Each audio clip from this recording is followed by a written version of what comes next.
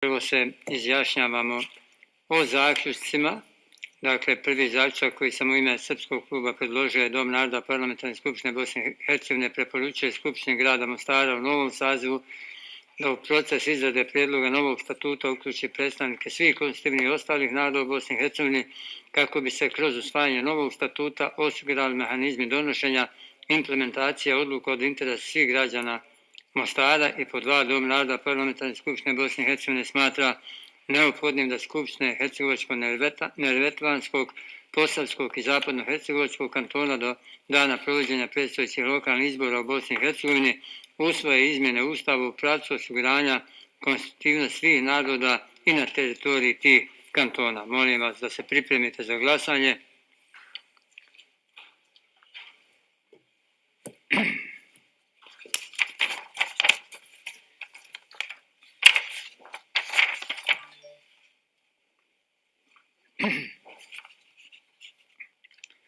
Prisutno 14, za je glasalo 13, Federacija BiH 9 za, protiv 0, 1 uzdržan, Republika Srpska 4 za, niko protiv, niko uzdržan. Dakle, konstatujem da smo usvojili predložena dva zaključka.